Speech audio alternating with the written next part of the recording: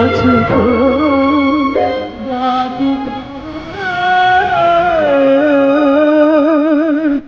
దాచుకుంటానులే గాని ఏమిటి అప్పుడే లెక్కలు అప్పు చెప్తున్నావు? అప్పుడే ఏమిటి స్వామి, ఈ కట్టె పుట్టి 95 సంవత్సరాలు గడిచిపోయాయి. పోయిన ఆ కాలాన్ని వెనక్కి తిప్పి అఖిల సృష్టి ధర్మాలను అధిగమించి మీ ఆయుష్ను పెంచి మాలాగా ఎప్పుడు యవ్వనంతో ఉండే వరం ప్రసాదిస్తుంది. నూతన సూత్రధారే, నీ పరమపద సోపానపు ఆటలో కోరికలనిచ్చినవి ఎక్కించడం, ఆశల పాములతో మింగించడం నాకు కొత్తేమీ కాదులే. ఇంకా ఈ దేహంపై మోహం ఉందా పోయిందా అని పరీక్షిస్తున్నావు కదూ గోవిందా? ఇది పరీక్ష కాదు. కాకపోతే ఏమిటి మరి? నీ కీర్తనపై మాటతో మా హృదయ సామ్రాజ్యాలను పరిపాలించిన కవి మహారాజు నీ పాటలను వింటూ నేను ఎంత పులకించాము, ఎంత పరవశించాము ఎలా చెప్పను. ఒకనాడు నువ్వు మా ఏకాంత సేవా సమయంలో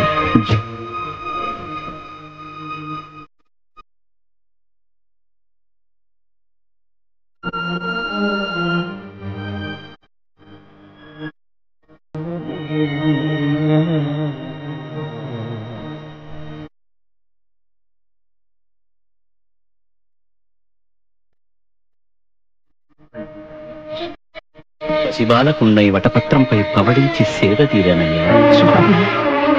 నా పాట ఇంకొకనాడు మా దేవేరులకు మంగళ నీరాజనాలు సమర్పిస్తూ మరో అద్భుత కీర్తన ఆలపించు. ఆ కీర్తన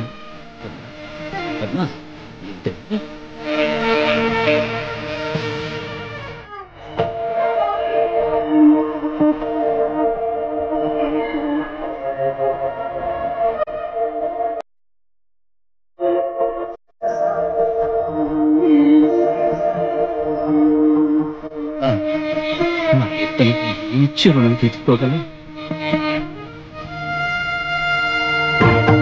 నమ్మడం లేదు కదా పద్మ, భూదేవి, చెప్పండి, మీరైనా చెప్పండి. ఆ సంకీర్తనలంటే మాకెంత మోహమో. అవునన్నయ్యా, ఆ సంకీర్తనల కోసమే స్వామివారు ఎతిగా మారి 7 కొండలు దిగొచ్చి నిన్ను దేవుని నీ దారి మళ్లించారు.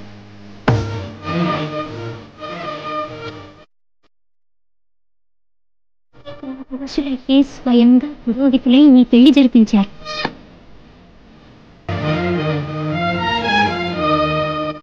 అనంత ప్రకృతి మండలాలను మూసే పావన భుజస్కంధాలపై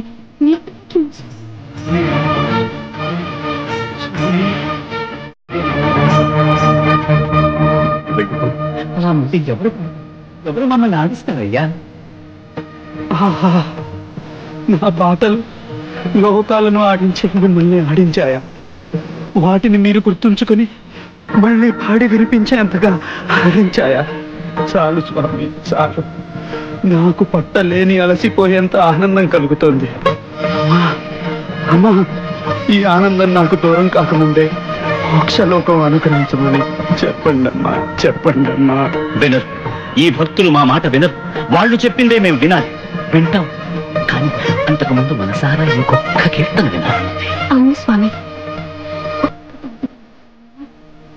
అమ్మా, అమ్మా, ఎంత దయ చూపిస్తున్నాడమ్మా. ఈ జన్మకు ఇంతకన్నా ఇంకేం కావాలమ్మా?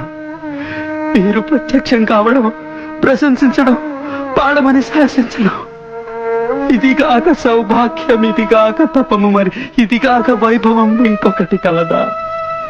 పాడుతాను తల్లి, తప్పకుండా పాడుతాను.